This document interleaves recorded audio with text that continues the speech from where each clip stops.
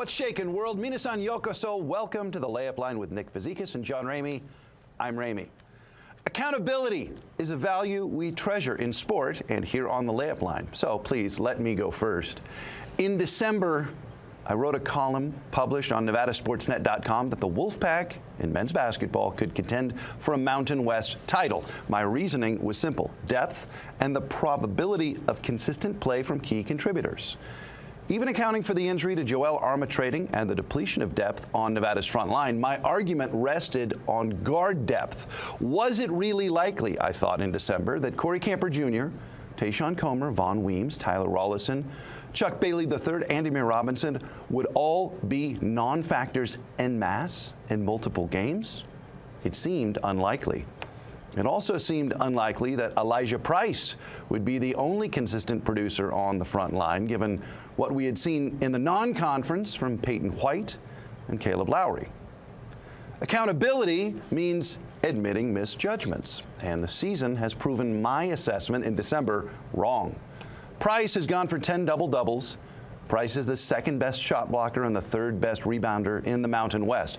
But Price had no consistent complement, at least not to this point, to provide a competitive center of gravity for the Wolfpack night in and night out.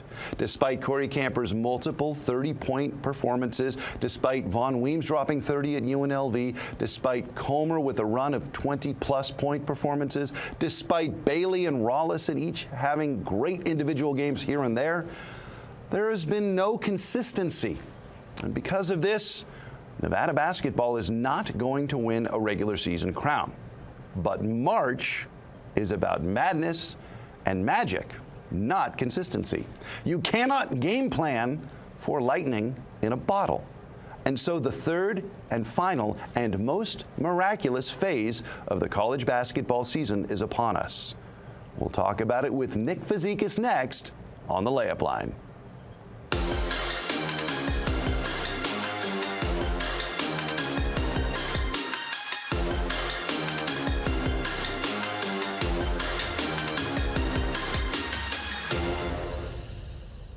Welcome to the Layup Line in the Valley of the Sun, Scottsdale, Arizona. He is Nick Fazekas, Wolfpack Hall of Famer. I am John Ramey. And Nick, let's just pick up where we left off texting Tuesday night as Nevada fell to Wyoming 83-73. I will just let you cook. I will only point out Nevada gave up 49 first half points and was down 49-28 at the break. They cut into that in the second half, but it was kind of cooked already at that point. Yeah, John, it seems to be cooked. We talked about the third phase of the college basketball season, and you're only one game away.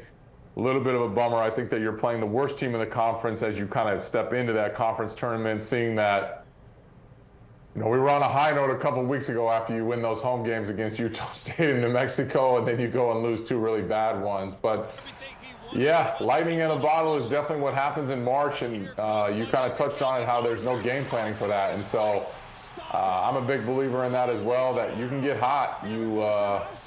You've seen some crazier things happen in March. I think that's why we all enjoy March Madness and why this has just become the best time of the year for basketball fans. And I'm excited. Obviously, you and I will be in Vegas doing those games. And yeah, I mean, you need the pack to find lightning in a bottle. I think the positive part is that the only team that you hadn't beaten is a San Diego State team, as good as they are, but they've obviously showed chinks in their armor as well. So it's like, it kind of is anyone's game. A little bit unfortunate, I would say, that Nevada's not a great team on the road. They kind of proved that in Vegas, obviously in Laradice. Just not great places for them to be playing. I do wish that we could be playing that tournament in Reno, kind of how we did back in my day, but that's obviously not how it is. So you got to lock in, you got to buckle up, you got to get to Vegas and understand that it's 0-0 when you show up for that first round game. And, it's anyone's tournament to win, and that's kind of the fun and the beauty of it. I can remember when we went to Fresno State my freshman year, and we had no business winning that tournament, and somehow we got to the Sweet 16 and actually had a team that probably was good enough to get to an Elite Eight or a Final Four. So, crazier things do happen, and you're just going to need, like you said, you're going to need consistent contributions for the next, 3 games to get to the final, because otherwise it's just not going to be the Elijah Price show that's going to get it done.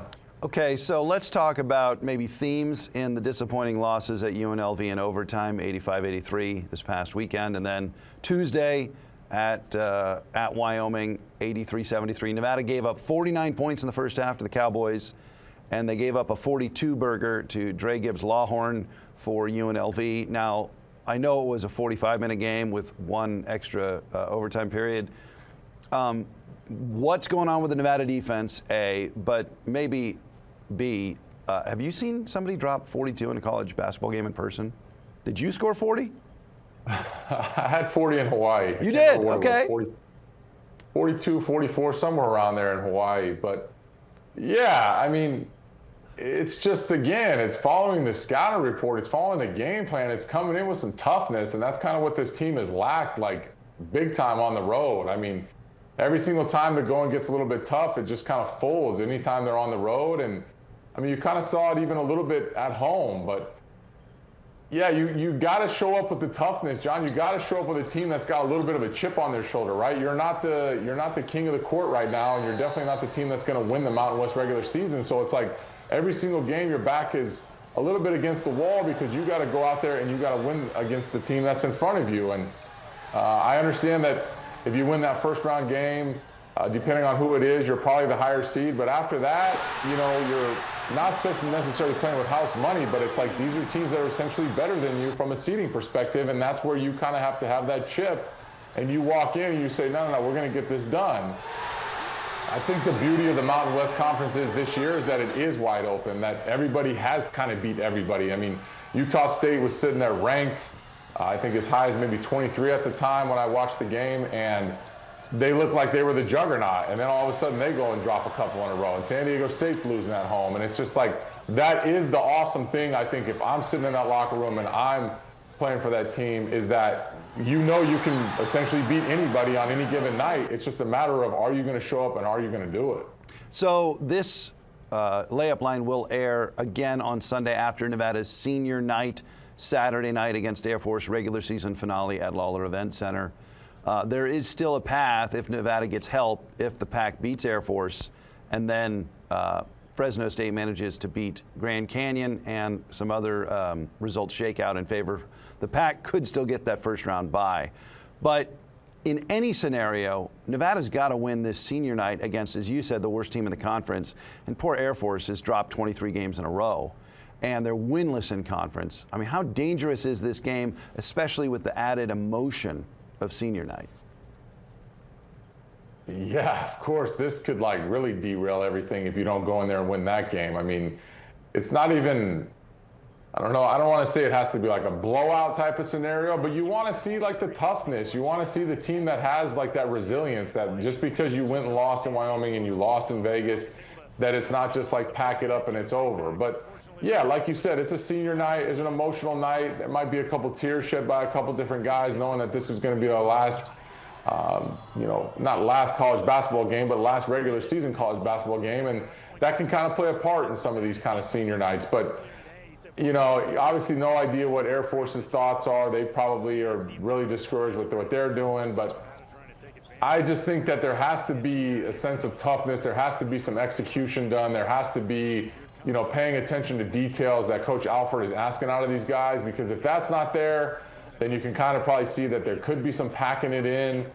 But again, I just don't see why, as a college basketball player, being in college basketball, I can remember that there's 3 phases, right? There's the non-conference, the conference, and then you have you have March.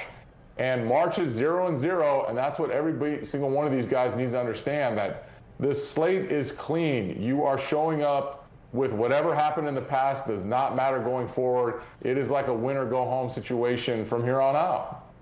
Okay, we'll take a timeout on the layup line. When we come back, we're going to talk about the World Baseball Classic, which is a low-key great international competition. And we're going to talk to Nick about what it means to represent your country in international play. That's next on the layup line. The following segment is sponsored by Northern Nevada Toyota Dealers. All right, it's March, so it's March Madness, but it's also baseball season, and the World Baseball Classic is back once every 3 years, and it has begun. In fact, Australia beat Chinese Taipei, better known as Taiwan, 3-0 to open pool play, group round play. That's going on in multiple locations right now. The knockout rounds start in Miami on the 13th of March. The U.S. plays Brazil this Friday. The U.S. and Japan and the Dominican Republic are the three favorites, and we welcome back Nick Fazekas in Scottsdale, Arizona. And Nick, the World Baseball Classic is great. I've actually attended a World Baseball Classic game back in '09 in San Diego. It was unlike any sporting event atmosphere I've ever attended. It's really cool. And you have really unique international competitive experience. You represented Japan in the FIBA World Cup of Basketball in 2019, but you also represented the U.S. Under 21. What does it mean? How is it different when you're representing a nation, a people? John, it's a different feeling, right? I mean, you can literally feel, more so I think when I played and represented Japan, since I got citizenship and was asked to kind of do that. You really feel the country behind you. You definitely we played in China, and there was the first, obviously, location was in Shanghai, but the second location was in Guangdong. So it's you're kind of out in the country, and you're still seeing these Japanese fans show up with signs and their headbands and their jerseys, and it's no longer about the money. It's no longer the business. It's none of that. You're literally representing a country. And I think that's what's really fun about the World Baseball Classic, that you kind of see, when you watch that game the other night with the Dominicans, they are literally playing an exhibition game, and Junior Caminero goes and smacks that ball out of the park. And these guys acted they were back in Little League and they just won the Little League World Series. That's the beauty of it, is that when you get everybody that's in it for the same common goal and all the numbers go out the window, it just turns into the purity of what sports is, and kind of what college basketball used to be until the NIL. But that being said, I don't know, you really bear the country on your back, and I think that's a lot of fun, where you feel like you've got a whole entire nation behind you, and so many people that are really pulling for you for all the right reasons. Do you feel the political edge? I mean, anybody who knows anything about the history of the 20th century would understand what it means to represent Japan in competition in China, right? And how China, as the hosts, would maybe have certain feelings about Japan. Certainly when Iran comes here for the World Cup, for example, this summer, that will carry a very heavy context. Were you able to sense that as a competitor? I mean, I think there's a little bit of a sense, right? But you kind of just think about that stuff, right? With even what we you kind of talking about, this is not a political show by any means, but it's what's going on around the world. But then that's kind of the beauty of the Olympic Games, right? And this World Baseball Classic and, World Cups, that all that sort of riffraff going off on the side where it's the political, stuff, it's sports now. So that's kind of the beauty of it, right? And you would hope that when you're in these countries and, you're an athlete, you have no say of what's going on in the higher power with the political stuff. So it's kind of the beauty of having the Olympic Games, these World Cups, because you show up and you're an athlete, and that other country should, be able to greet you and have you as that athlete and kind of see, what your skills are and what you bring to the table. And I think that's the fun part about what sports is. And so for me, it was really fun. Of course, I naturalized, so it was a little bit of a different vibe for me, being that I had Japan on my chest. But at the same time, I enjoyed it. I absolutely loved it.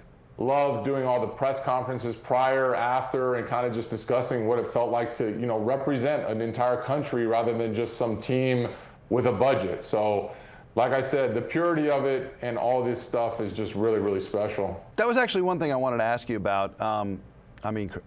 As far as I know, you're not ethnically Japanese. Obviously, you naturalized, but you still felt the total support. There was no distance about that kind of love from the country? No, not at all. I mean, when I represented USA, it was just different because it was under 21. It's not televised. We were a bunch of college kids, and we had a really good team, with the J.J. Redicks and, the Rajon Rondos. And, we had some guys that turned out to be NBA All-Stars and are doing their thing right now. But, when it was in Japan, it was just very much like the Japanese people saw me as, as one of them, right? I mean, of course, like you said, ethically, I'm not that. I naturalized. There was a little bit of, some pulling of the strings to get the passport and stuff like that. But at the end of the day, you still just want the best for your country. And it's like, that's the rule, is that every single team is allowed one naturalized player when it comes down to these sort of competitions. And you're almost silly if you don't take advantage of it. So I was that one exception that got to carry the passport and represent the country. And I was very proud and honored to do that. And, from this day forward, it's almost as if my second home is in Tokyo or in Japan. And I very much felt the love and enjoyed representing the country. Okay, quick timeout on the layup line. When we come back, we're going to talk about a hypothetical Western mid-major basketball conference that Chris Murray has cooked up. It's Murray's imaginary hoop dream, next on the layup line. The following segment is sponsored by Bradley, Drendel, and Janae. Nick Fazekas and John Ramey back with you on the layup line. There's a concept, Nick, called revealed preference versus stated preference, right? I'm making up these numbers, but let's just say 90% of Americans state that they purchase and consume vegetables en masse at great quantities, but the revealed preference is, I think 60% of American calories come from ultra-processed foods, right? So you have stated preference and revealed preference. Now, I know people who read Chris Murray and NevadaSportsNet.com, their stated preference might be they want hard journalism and breaking stories, but the revealed preference is people love conference gossip. And so Chris Murray, I think very intuitively, has put together a hypothetical West mid-major basketball super conference. And we'll see the graphic here, but it's Gonzaga, St. Mary's, UC Irvine, and San Diego State in California. It's Nevada and UNLV. It's Boise State, Utah State, Grand Canyon, Colorado State, and New Mexico. Those would be phenomenal venues, great fan bases. And your thoughts on that? I feel a little guilty just talking about alternate conferences because of what's gone on with realignment. I don't know why you feel guilty, John, right? Everybody's just realigned and we're playing cross country. I mean, sooner or later we flying these teams to Europe to play over there. But shout out Chris Murray. He's got a very creative mind, always got good stuff to read. But yeah, I mean, this conference would be sick. I mean, if you ask me, with those venues and those type of teams, I think if you gave that conference, just looking at those names, I think if you gave that conference anywhere from 3 to 5 years, I think it would kind of turn into like a Power 5 type of deal. I know that you would need the money to get to it, but like those, the history of like the San Diego States and GCU is now starting to come up, and obviously Reno's history of Sweet 16s, and like you've got a lot of really good mid-majors, Gonzaga obviously, but you got a lot of really good mid-majors that could turn that thing into like a big boy conference, which I think would be really sweet. So I don't know who Chris Murray knows to talk to, but when I look at that list, like he needs to go out there and start petitioning for this actually to happen.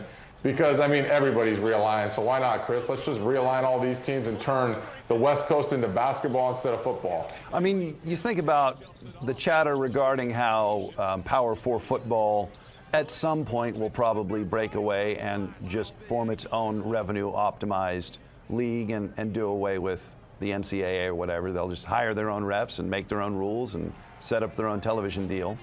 At some point, you could see, after that happens, after we've kind of cast aside the fig leaf of amateurism completely for the revenue sports. I mean, men's basketball, that's the #1 revenue sport, for example, at the University of Nevada. So, I mean, it's not unthinkable that men's basketball as a revenue sport could just kind of start optimizing like this. I mean, it's not impossible that this happens, but probably, 10, 20 years? I mean, it's not impossible at all, right? And I think the wild card for Nevada is they got the new arena going up over there at GSR, and I think that's going to be a huge draw for basketball on the West Coast, and I think it's only going to help out the university as far as like gaining conference leverage and sorts of things like that. So like you said, maybe that is years down the road, but it's like if we're going to have a minor league or whatever you want to call football, and then you only have the Alabamas and the Clemsons and those guys in that conference, then maybe football does do its own thing and it kind of turns into its own little entity. But yeah, basketball is a huge revenue sport, and we're sitting here talking about March Madness, and March Madness is got to be one of the biggest revenue things that NCAA has going for it. So it's like you can't just throw that to the wayside because there's so much money, but that conference alignment right there looks really, really competitive and would be a fun one to compete in. Okay, we'll be back with the Japanese phrase of the week after this on the Layup Line. The following segment is sponsored by Nevada Department of Wildlife. Back on the Layup Line, Fazekas and Ramey, and let's have the Japanese word of the week, Nick Fazekas. Word of the week, this one, John, is kind of fun because we're talking World Baseball. We're talking about, Nevada trying to fight. And the word is Sāikō. So, like, basically it's like Sāikō, and that kind of means like fight on. It kind of means like let's go. It's kind of a sort of rallying cry that is very, very prominent in the sports world in Japan. And I heard it so much when the Japanese guys would talk to each other in like a big tough game, or any sort of like pressure situation, or honestly, like anytime there was a time that a guy was maybe not feeling his best, or, this and that, it was kind of like a great way to kind of like pick a guy up. And like I said, rallying cry. So Sāikō was always a fun one for me. Okay, real quick, like in 20 seconds here, I'm going to try to fuse two concepts. So a guy there's a great slam dunk, and I would say kanpai, and then I would turn, if I'm a fan, to my fan next to me, I'd turn to you and I'd say, Sāikō! Is that right? That is 100% perfect. I love it. Okay, everybody got that? Kanpai to punctuate the great moment, and Sāikō to celebrate the great moment. And I think we'll have to celebrate the end of this episode. He's Fazekas, I'm Ramey, and I almost said your name wrong, Nick. Fazekas and Ramey. Peace.